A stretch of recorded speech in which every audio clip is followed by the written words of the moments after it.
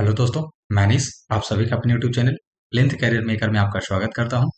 और आज ये जो वीडियो होने वाला बिहार सिविल कोड प्यून को लेकर के होने वाला, ठीक है। इसका ये मॉक टेस्ट 2 है और इसमें इस वीडियो में हम मॉक टेस्ट 2 का सिर्फ और सिर्फ हिंदी सेक्शन को कवर अप करेंगे, ठीक है। ये हिंदी सेक्शन है। इसके बाद इंग्लिश सेक्शन का वीडियो आएगा, ठीक है।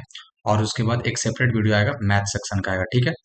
अगर आप इसका पीडीएफ लेना चाहते हैं तो वो मेरे टेलीग्राम चैनल में जाकर आप ऐड हो जाए। वहां पर इस ये जो मॉक टेस्ट मॉक टू है ना, हिंदी सेक्शन, इसका आपका पीडीएफ वहां पर मिल जाएगा, ठीक है आपको। तो चलते हैं बिना किसी टाइम को वेस्ट किए हुए आगे है। निम्न में से कौन ह्रस्व स्वर है, ठीक है। सबसे पहला क्वेश्चन है, निम्न में से कौन ह्रस्व स्वर है। तो सिर्फ ये इसका आंसर नहीं देखेंगे, हम लोग थोड़ा सा एनालिसिस भी करेंगे ताकि अगर किन्हीं को कोई प्रॉब्लम हो तो वो इजीली यहाँ से अगर वो पढ़ चुके हैं तो उनको रिवाइज भी हो जाए, और अगर वो नहीं जानते हैं तो यहाँ से कुछ वो सीख ले, ठीक है। तो निम्न में से कौन ह्रस्व स्वर है। तो यहाँ पर देखना है क्या कि स्वर दो प्रकार का होता है। स्वर कितने होते हैं, तो स्वर दो प्रकार के होते हैं। एक होता है ह्रस्व स्वर और एक होता है दीर्घ स्वर, ठीक है। तो ह्रस्व स्वर होता है और दीर्घ स्वर होता है। तो ह्रस्व स्वर कौन होते हैं, जिनको बोलने में कम टाइम लगे, क्या लगे, कम टाइम लगता है, उसको ह्रस्व स्वर। और जिसको बोलने में, उच्चारण करने में ज्यादा टाइम लगता है, ज्यादा टाइम लगता है, उसको बोलते हैं दीर्घ स्वर, ठीक है। तो ह्रस्व स्वर कौन करें, तो यहां से देख लेते हैं ह्रस्व स्वर कौन करें। तो ह्रस्व स्वर हो गया आ, छोटी छोटी ऊ, है ना। ये सब क्या है, ह्रस्व स्वर है। ये क्या है, आ ई आ ई उ, ये सब क्या है, ह्रस्व स्वर है। तो यहाँ पर देखो आ नहीं है, ए ये संयुक्त स्वर है, ये नहीं है, औ ये संयुक्त स्वर है, ये भी नहीं। तो कौन सा आंसर हो गया, आ। तो इसके साथ ये रखिएगा आ ई और उ, ये क्या है, ह्रस्व स्वर है। दीर्घ स्वर भी कौन कौन रहेंगे, तो दीर्घ स्वर में इसी का बड़ा रूप हो जाएगा, यानी आ हो जाएगा, ई बड़ी ई हो जाएगा, और छोटी ऊ बड़ी ऊ हो जाएगा, ठीक है। ये हो जाएगा। तो इसका राइट आंसर होगा थर्ड, ठीक है। फिर है, निम्न में से कौन अंत्यस्थ व्यंजन है। अंत्यस्थ व्यंजन कौन कौन है, तो व्यंजन भी एक बहुत प्रकार के होते हैं, जैसे अंत्यस्थ है, उष्मीय व्यंजन है, अंत्यस्थ व्यंजन है ना, ये सब व्यंजन होते हैं। तो अंत्यस्थ व्यंजन कौन कौन है, इसको थोड़ा सा देख लेते हैं। यहाँ पर दो व्यंजन के नाम लेंगे, ठीक है। व्यंजन में यहाँ दो का जिक्र कर लेंगे। एक रहेगा अंत्यस्थ व्यंजन, अंत्यस्थ व्यंजन, और एक रहेगा उष्म व्यंजन, उष्म व्यंजन, जिसको बोलने में ऊष्मा की आवश्यकता होती है, जिसके बोलने में शरीर जो मुंह से या ये जो माउथ से है वो ऊष्मा निकलती है, उसको ऊष्म व्यंजन, और जो अंदर से निकलता है उसको अंत्यस्थ व्यंजन बोलते हैं, ठीक है। तो अंत्यस्थ व्यंजन कौन कौन है, तो अंत्यस्थ व्यंजन में देखिएगा य, र, ल, व, ये सब क्या है, अंत्यस्थ व्यंजन है। य, र, ल, व क्या है, अंत्यस्थ व्यंजन है।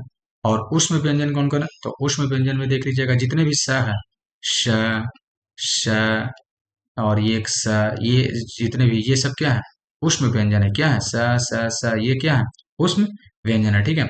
तो ये उष्म व्यंजन है, ये उष्म व्यंजन, ये भी नहीं होगा। और यार अल्लाबा हा, देखो इसमें देखो यार अल्लाबा, और यहाँ पर ईशा सा और एक हा भी लिख लीजिएगा, क्या हो गया, हा। हस हा भी क्या होता है, उष्म व्यंजन होता है। तो ये भी नहीं होगा, इसका राइट आंसर होगा या, ठीक है, डी नंबर। फिर है, विरोचित में कौन सा संधि है, विरोचित। तो अगर आप विरोचित का संधि देखना चाहते हैं तो पहले विरोचित का संधि विच्छेद करें। तो विरोचित कैसे लिखेंगे, विरोचित का संधि विच्छेद करेंगे तो लिखेंगे वीर, वीर प्लस उचित, वीर प्लस उचित, तो बनेगा विरोचित। तो क्या बनेगा, विरोचित बनेगा। तो सर ये जो ओ है ये क्या है, बीरो, ओ का प्रोनाउंसिएशन आ रहा है, किसका प्रोनाउंसिएशन आ रहा है, ओ का। तो इस पे कितना मात्रा है, एक मात्रे वाले हैं, कितना मात्रा वाला, एक मात्रा वाला। एक है ओ और एक होता है औ, ठीक है। तो दोनों में देख लो, इसमें एक मात्रा है, इसमें ऊपर दो मात्रा है। तो जो दो मात्रा वाले रहते हैं, दो मात्रा वाले, जिसके ऊपर दो मात्रा लगा रहेगा उसको बोलेंगे वृद्धि, उसको क्या बोलेंगे, वृद्धि संधि। वो कौन सा संधि होता है, तो वृद्धि संधि होता है। और जिसमें एक मात्रा ऊपर लगे रहते हैं उसको बोलते हैं यण संधि, उसको क्या बोलते हैं, यण संधि बोलते हैं, ठीक है। तो इसका आंसर दीर्घ नहीं, वृद्धि नहीं, गुण नहीं, बल्कि क्या होगा, यण स्वर संधि। क्या होगा, यण स्वर संधि, ठीक है। तो विरोचित में कौन सा संधि है, तो विरोचित को करेंगे तो वीर प्लस उचित, और ये यण संधि हो गया। फोर्थ क्वेश्चन है, जगदीश का संधि विच्छेद कीजिए। जगदीश, अगर जगदीश का आप देखें, ठीक है, तो जगदीश कैसे टूटेगा, जगदीश दो चीजों में टूटेगा। देखिए, अगर द है तो द त में बदल जाता है। अगर ये संधि विच्छेद करेंगे तो द किस चीज में बदल जाता है, त में बदलता है। तो जगत, जगत नहीं, जगत, क्या होगा, जगत, जगत। और त में हलंत लगेगा, त में हलंत लगेगा, क्यों? क्योंकि ये स्वर संधि नहीं, व्यंजन संधि है, ठीक है। तो जगत हो गया, क्या हो गया, जगत। तो यहाँ पर लिख देते हैं, ये हो गया जगत, ये हो गया जगत, जगत में हलंत लग गया। प्लस यहाँ जगत प्लस ईस, जो जगत के ईस है उसी को जगदीश बोलते हैं, तो ईस। तो ईस कैसे लिखेंगे, ईस के ऊपर ये डंडी रहना चाहिए। तो ये जगत दो दीस है, ये गलत है। जगत भी है और ईस भी है, लेकिन सर इसके ऊपर डंडी नहीं है, तो ये गलत हो गया, ईस ऐसे नहीं लिखा था, ठीक है। तो ये हो गया जगत प्लस ईस, यानी ये थर्ड राइट आंसर हो गया, ठीक है। नेक्स्ट है, दशानन में कौन सा समास है? दशानन, जिसके दस है आनंद। दशानन का मतलब क्या हो गया, दशानन का मतलब हो गया जिसके दस है आनंद, जिसके दस है आनंद, यानी जिसके 10 सिर हैं। तो 10 सिर अर्थात किसको बोलते हैं, अर्थात हो गया रावण, अर्थात उसको क्या बोलते हैं, रावण। तो बहुब्रीहि समास, ये कौन सा समास है, बहुब्रीहि समास। बहुब्रीहि समास किसको कहते हैं, बहुब्रीहि समास। दो मतलब शब्द तो ये दो हैं, लेकिन जो अर्थ निकलेगा ये दोनों अर्थ नहीं, अर्थ जो उसका निकलेगा कोई तीसरा निकलेगा। अर्थ क्या निकलेगा उसका, तीसरा। जैसे चक्रपाणी, जैसे चक्रपाणी। अब यहाँ पर देखो, जिसके चक्र, जिसके पानी मतलब हाथ है, जिसके हाथ में चक्र है, चक्रपाणी है ना, चक्रपाणी। गजानन क्या है, गजानन, जिसके कैसे नन आनन है, गजा, गज के समान आनन है, यानी अर्थात गणेश। तो जो दो वर्ड हैं, लेकिन ये दोनों वर्ड से रिलेट नहीं, कोई तीसरा को इंगित करेगा, किसी तीसरे को इशारा करेगा, उसी को बोलेंगे बहुब्रीहि समास। तो दशानन, जिसके 10 है आनन, अर्थात रावण, यानी दशानन शब्द रावण से संबंधित है, कोई तीसरा पर्सन से, इसलिए यहाँ पर हो गया बहुब्रीहि समास। फिर है पंजाब में कौन सा समास है, पंजाब। तो यहाँ पर समझिएगा, पंजाब, पंजाब कैसे लिखते हैं, पंजाब मतलब जिसका 5 दुआब है, जिसका क्या है, 5 दुआब है। तो अब एक चीज यहाँ पर समझिएगा, यहाँ पर कितने हैं, 5। तो ये एक न्यूमेरिकल वैल्यू, कैसा है, ये नंबर लिखा हुआ, कैसा नंबर, एक नंबर यानी संख्या लिखा हुआ। तो जिस वर्ड के आगे अगर कोई संख्या लिखा हुआ, संख्या बोधक शब्द लगा हुआ, तो वो जो समास रहता है उस समास को बोलते हैं द्विगु समास। वो कौन सा समास होता है, द्विगु समास। जैसे त्रिनेत्र, त्रिनेत्र कितना नेत्र है, 3 नेत्र है। जैसे चौराहा, कैसा राह है, तो चार, चारों तरफ रास्ता है, यानी चौराहा मतलब चार है ना, चार रास्ता। तो ये देखो सब, ये सभी के आगे क्या लगा हुआ है, ये सब के आगे लगा हुआ नंबर वाले वैल्यू, न्यूमेरिकल वैल्यू लगा हुआ है, तो इसको बोलेंगे द्विगु समास। तो पंजाब में कौन सा समास है, पंजाब में हो गया द्विगु समास। नेक्स्ट क्वेश्चन है 7, निम्न में कौन विकारी शब्द है, कौन विकारी शब्द है, ठीक है। तो विकारी किसको कहते हैं, यहाँ पर देखिएगा, शब्द, शब्द दो प्रकार के होते हैं, शब्द कितने होते हैं, शब्द दो प्रकार के होते हैं, ठीक है। एक होता है विकारी शब्द, एक होता है अविकारी शब्द, ठीक है। तो विकारी जिसको चेंज किया जा सकता है, जिसको बदला जा सकता है, जिसको क्या किया जा सकता है, बदला जा सकता है। अविकारी जिसको बदला नहीं जा सकता, जिसको बदला नहीं जा सकता, उसको क्या बोलेंगे, उसको बोलेंगे अविकारी शब्द बोलेंगे, ठीक है। तो जैसे विकारी शब्द यहाँ पर संज्ञा है, संज्ञा विकारी शब्द है। संज्ञा विकारी शब्द क्यों है, तो जैसे संज्ञा में एक उदाहरण ले लेते हैं, लड़का। जैसे क्या बोलते हैं, लड़का, लड़का क्या है, एक संज्ञा, नाउन है। तो इसको अगर हम चेंज करेंगे तो चेंज हो सकता है, जैसे लड़का लड़के, लड़का लड़कों, है कि नहीं, ये हो सकता है कि नहीं, लड़कों ने ये काम किया है ना, लड़के ने ये काम किया। तो यहाँ पर लड़के और लड़कों चेंज कर दिया, मतलब इसको चेंज किया जा सकता है, ठीक है। तो ये हो गया विकारी शब्द, ये क्या हो गया, विकारी शब्द। लेकिन अगर एक वर्ड ले लेते हैं, जैसे प्रीपोजिशन में एक वर्ड है, प्रीपोजिशन में एक वर्ड है ऑन, और ऑन का मतलब होता है पर, ठीक है, इसका सेंस निकलता है पर। तो क्या अगर हम इस पर को बोले परी, क्या बोले, परी, ठीक है। तो दोनों एक ही वर्ड है, नहीं, ये पर का एक अलग मीनिंग है और परी मतलब एक अलग मीनिंग है, ठीक है, दोनों अलग, कंप्लीट चेंज कर गया। तो यही हो गया, ये हो गया अविकारी। अब इसको आप चेंज नहीं कर सकते आप, यानी ऑन मतलब पर का परी नहीं बोल सकते, यानी इसको चेंज नहीं किया जा सकता, ठीक है। तो विकारी शब्द कौन कौन है, विकारी शब्द ध्यान रखना, विकारी शब्द होता है संज्ञा, सर्वनाम, सर्वनाम, ये सब क्या होता है, विकारी, संज्ञा, सर्वनाम, विशेषण, ये क्या होता है, विशेषण। विशेषण कैसे सर, अच्छा, जैसे अच्छा क्या है, अच्छा विशेषण है, गुड, जिसको बोलते हैं इंग्लिश में, जिसको क्या बोलते हैं, गुड। तो एक अच्छी, अच्छा का क्या हो गया, अच्छी, है ना, अच्छी किताब, है ना। तो ये देखो, अच्छा अच्छी बदल गया कि नहीं, तो ये विकार हो गया, इसमें विकार उत्पन्न हो गया, तो ये विकारी शब्द हो गया। तो संज्ञा, सर्वनाम, विशेषण, ये सब क्या है, विकारी शब्द, ये क्या है, विकारी शब्द है। अविकारी शब्द कौन कौन है, क्रिया विशेषण, संबंधवाचक, विस्मय आदि बोधक शब्द, ये सब क्या है, ये सब के सब क्या है, अविकारी शब्द है, ठीक है। आई होप आपको समझ में आया होगा। और अभी तक कोई लाइक नहीं किया और सब्सक्राइब नहीं किया तो प्लीज कर लेना, क्यों? क्योंकि अभी ये कंटिन्यू जब तक सिविल कोर्ट प्यून का एग्जाम ना हो जाए, इसी तरह से आपको मतलब वीडियो आकर मिलते रहेंगे, ठीक है। हमारी लिखावट सुंदर होनी चाहिए, इसमें भाववाचक कौन है? हमारी लिखावट सुंदर होनी चाहिए, इसमें भाववाचक शब्द को चुनना है, ठीक है। तो हमारी, ये देखो, अगर तुम देखो हमारी, तो ये तो कर्ता है और ये भाववाचक है नहीं, ये तो सर्वनाम है, ठीक है। लिखावट, हाँ ये ठीक है। लिख देख, वर्ब क्या होता है? वर्ब होता है लिखना। क्या होता है? लिखना। वर्ब क्या है? लिखना। लिखावट क्या है? लिखावट उसका भाव है, कैसा लिखा हुआ है ना। तो लिखावट यही है, आंसर हो जाएगा। हमारी लिखावट सुंदर होनी चाहिए, इसमें भाववाचक शब्द कौन है? लिखावट। चाहिए नहीं होगा और सुंदर नहीं होगा। सुंदर तो एडजेक्टिव है, सुंदर क्या है? एडजेक्टिव हिंदी इंग्लिश में बोलते हैं, जिसको हिंदी में बोलते हैं अ, विशेषण, जिसको हिंदी में क्या बोलते हैं? विशेषण, ठीक है। तो ये तो विशेषण है। तो भाववाचक संज्ञा कौन है? लिखावट। फिर है दही, कौन सा लिंग है? ठीक है, दही स्त्रीलिंग है, उभयलिंग है, पुल्लिंग है, या कोई नहीं, ठीक है। तो दही, यहाँ पर समझ लेना, दही किस चीज से मिलकर के बना है? दही एक डेयरी प्रोडक्ट है। कैसा है? यह एक डेयरी प्रोडक्ट है, ठीक है। और जो भी डेयरी प्रोडक्ट आते हैं वो लगभग क्या चीज में रहता है? ये रहता है पुल्लिंग। ये क्या रहता है? पुल्लिंग रहता है, ठीक है। तो ये इस चीज को याद रखना, डेयरी प्रोडक्ट पुल्लिंग में आते हैं।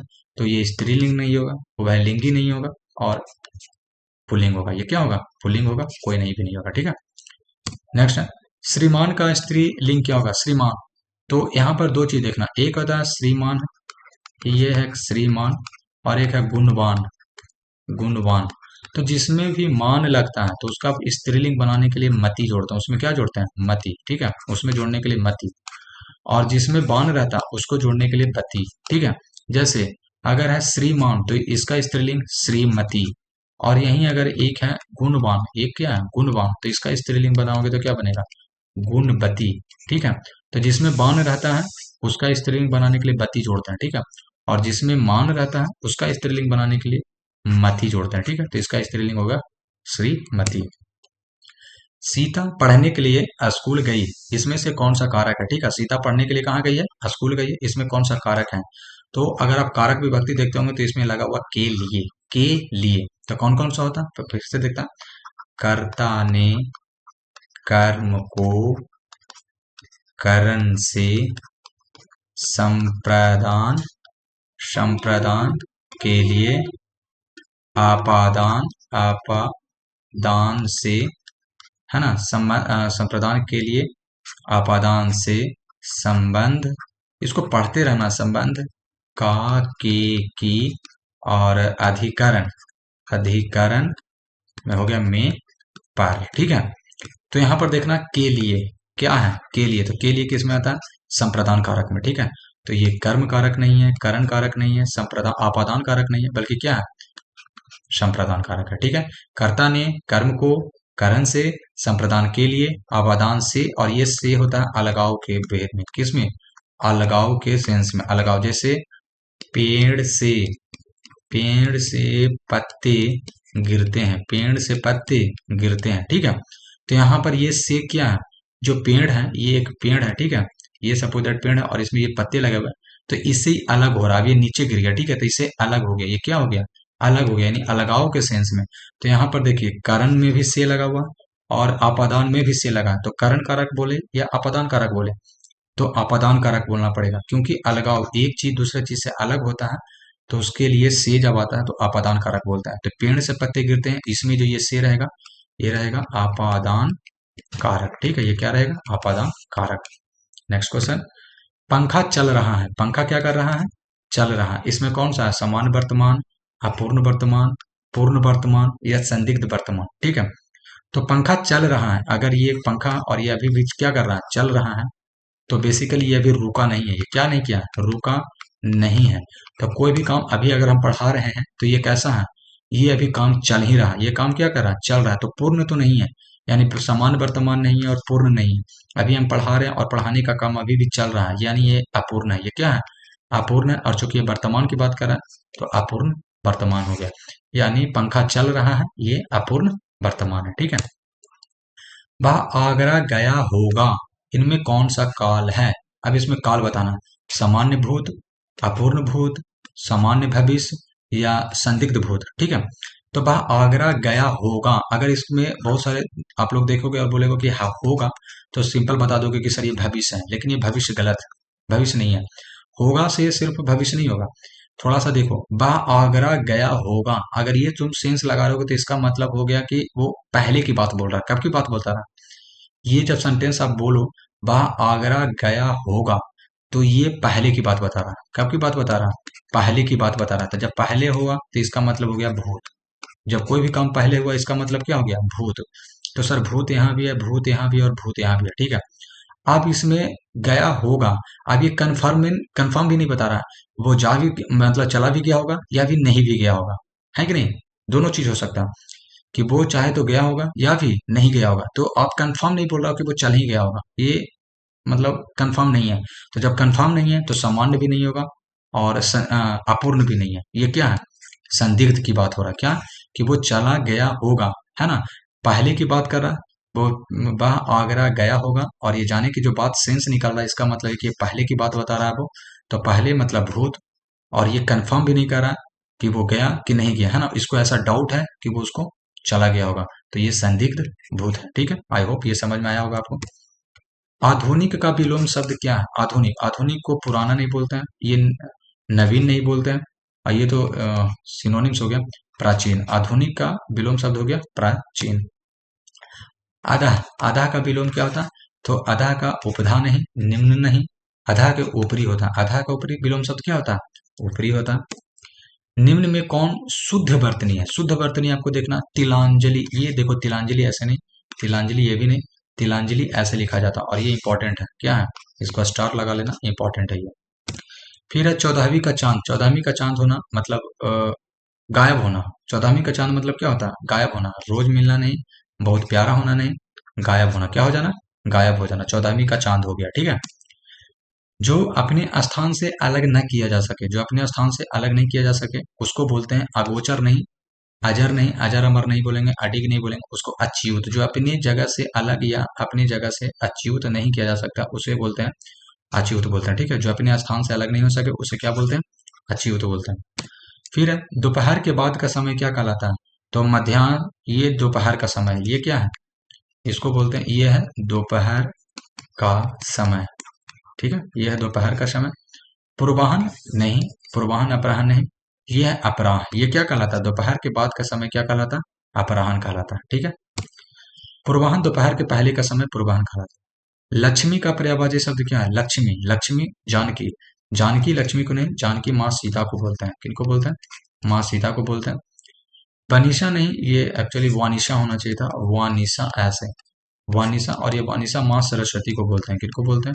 माँ सरस्वती को बोलते हैं वानिशा। भूमिजा, अर्कजा, ये सब माँ जानकी, जानकी बोलते हैं, सीता बोलते हैं, राम प्रिय बोलते हैं, है ना। ये सब इनका नाम है। कमला, कमला बोलते हैं लक्ष्मी को, कमला बोलते हैं। एक और भी उमा, नहीं उमापति, तो उमा तो माँ पार्वती को बोला जाता है। इनको एक और भी बोला जाता है, बहुत अच्छा नाम है, बोल रहे हैं अभी, ठीक है। तो कमला बेसिकली किनको बोला जाता है? माँ लक्ष्मी को बोला जाता है कमला, ठीक है। फिर है कंचन। कंचन का पर्यायवाची क्या है? कंचन, कंचन मतलब होता है कंचन, कंचन थाल, कपूर का बाती, है ना। तो कंचन मतलब केसरी नहीं, केसरी तो ये हो गया केसरी, शार्दूल, पंचानन, ये सब का सब शेर का, क्या शेर, है ना। ये सब शेर का पर्यायवाची शब्द है। पंचानन, पंचमुख, शार्दुल, है ना, ये सब। मुक्ति नहीं, मुक्ति तो इसको बोलते हैं छुटकारा। मुक्ति हो गया छुटकारा, छुटकारा, ठीक है। मुक्ति हो गया छुटकारा। कोई नहीं, नहीं। जातरूप, जातरूप बोलते हैं, जातरूप भी बोल सकते हैं, ठीक है।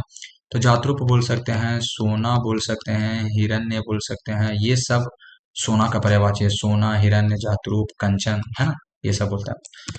फिर है हस्त। हस्त का पर्यायवाची शब्द क्या? हस्त मतलब हाथ, हस्ती नहीं, गलत। मुक्ति नहीं, हस, हास्य नहीं, हास्य नहीं, ये तो हंसना हो गया। हस्त का मतलब हो गया हंसना नहीं। हस्त का मतलब होता है हाथ, पानी, बिना पानी, चक्र पानी जैसे नाम सुना है ना, तो पानी मतलब हाथ बोलता है। तो पानी दो तरह से होता है। ये पानी जब लिखा हुआ था, ये पानी का मतलब हो गया नीर, मतलब जल, ठीक है। अगर ये पानी लिखा हुआ था इसका मतलब हो गया हस्त, मतलब हाथ, ठीक है। ये चीज को ध्यान देना। फिर है वह स्त्री जिसकी कोई संतान न हो, तो उसको रसाम बादन नहीं, जो रस बांझ, उसको क्या बोलते हैं? वांझ बोलते हैं। जननी नहीं तो जो तो माँ होती है उसको जननी बोलता है, तो उनको बांझ बोला जाता है। ठीक है। फिर है दो पर्वतों के बीच की भूमि क्या कहलाता है? दो पर्वत है, ठीक है, इसके बीच की जो भूमि है इसी को बोलते हैं उपत्यका। उपत्यका बोलते हैं इसे, क्या बोलते हैं? दरार नहीं, घाटी नहीं, उपत्यका बोलते हैं इसे, क्या बोलते हैं? उपत्यका बोलते हैं। मूक का भी लोम शब्द क्या है? मूक। मूक मतलब होता है मौन। मूक का मतलब हो गया मौन, जो एकदम चुप है, चुपचाप, है ना। तो मौन नहीं, ये तो संत नहीं, संत तो संत मतलब ये संत को अगर बोलना है तो संत क्या हो सकता है? संत हो गए महात्मा, सन्यासी, सन्यासी, बैरागी, है ना, ये सब इनका सिनोनिम्स है। ठीक है।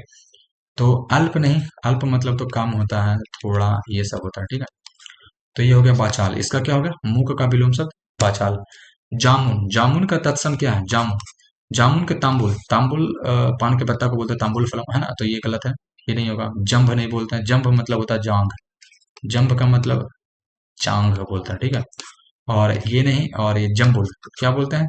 जामुन को पहले बोला जाता था जम्बुल बोलता था। क्या बोलते थे? जम्बुल।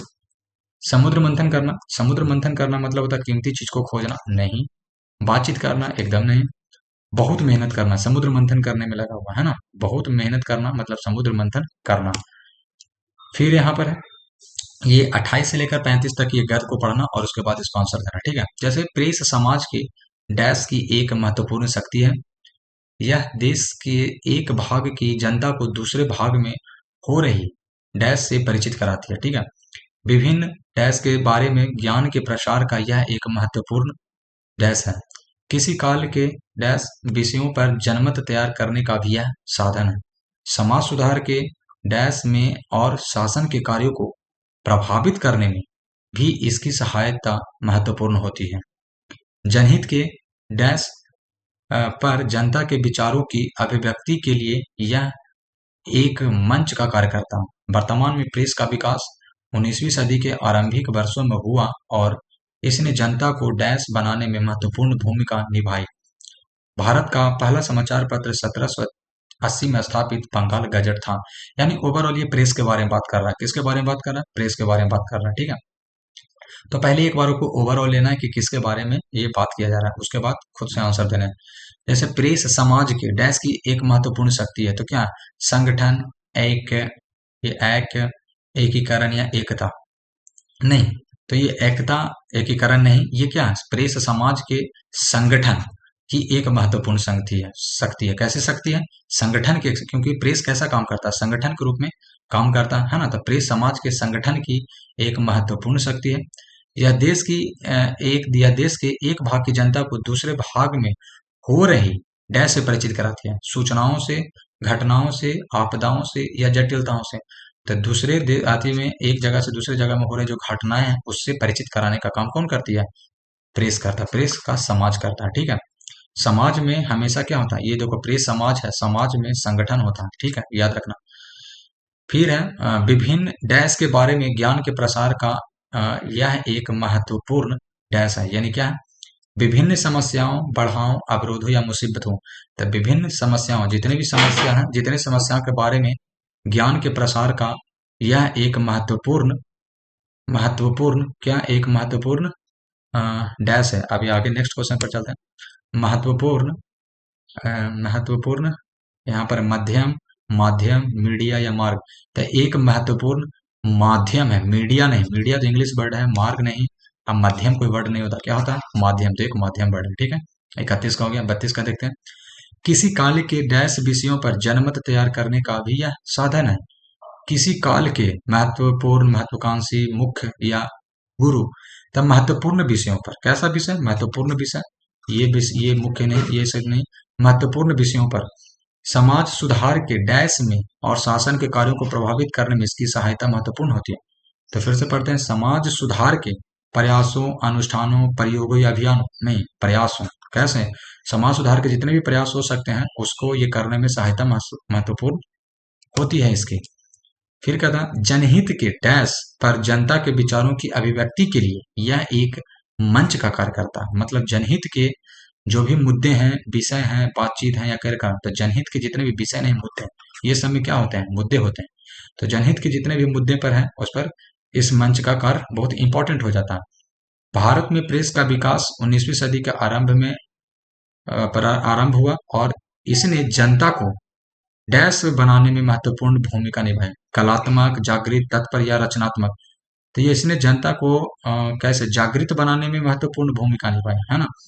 तो हुआ, और इसने जनता को रचनात्मक बनाने में, हाँ रचनात्मक बनाने में, कैसा बनाने में, रचनात्मक बनाने में, अपने हिसाब से ढलने में, तो सोचने विचारने, अपना खुद का निर्णय लेने में यह एक महत्वपूर्ण भूमिका निभाई है। ठीक है, तो आई थिंक ये 35 क्वेश्चंस थे, और यहाँ पर आपका ये जो हिंदी सेक्शन है ये क्या हुआ, समाप्त हुआ हिंदी सेक्शन। और आपको अगर अच्छा लगा हो तो आप इसको लाइक कर दें, ठीक है, सब्सक्राइब कर लेना, क्योंकि ये जो वीडियो है अभी जब तक प्यून का एग्जाम ना हो जाए तब तक आपका चलते रहेगा। ठीक है, और आज एक बिहार एसएससी का भी मॉक टेस्ट इसमें आएगा। ठीक है, साइंस के लेकर के, किस चीज के लिए, साइंस के लेकर के आएगा। ठीक है, तो तब तक के लिए जय हिंद, जय भारत।